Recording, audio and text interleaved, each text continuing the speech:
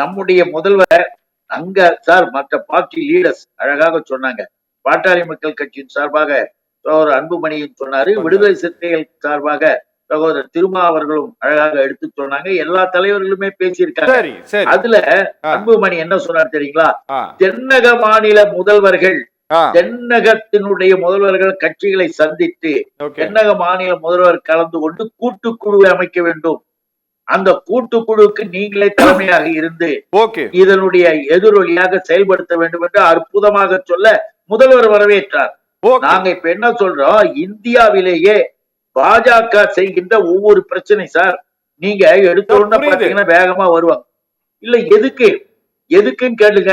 இப்ப என்ன இந்தியாவின் வளர்ச்சிக்கு, இப்ப என்ன இந்தியாவின் வளர்ச்சிக்கு, நீ என்ன பொருளாதாரத்துல பெருசா வந்துட்ட, எங்கோ ரிவர்ஸ் கியர்ல போயிட்டு இந்தியாவினுடைய நிலைப்பாடு மோசமாக இருக்கும்போது இப்ப எதுக்கு இந்த வேலை?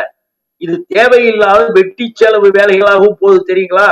ஆனால் பாரதிய ஜனதா அவர்களுடைய கான்ஸ்பிரசியை நம்ம புரிஞ்சுக்கணும்னு சொல்றோம். வட மாநிலத்தில் சீட்டை அதிகரிச்சு தென் மாநிலத்தில் சீட்டை குறைச்சா சுலபமா மீண்டும் ஆட்சிக்கு வந்துடலாம் என்ற சதி திட்டத்தையும் இதனுள்ளே பாரதிய ஜனதா வச்சிருக்கிறத நாம வெளிப்படையா இங்க சொல்ல விரும்புறோம்.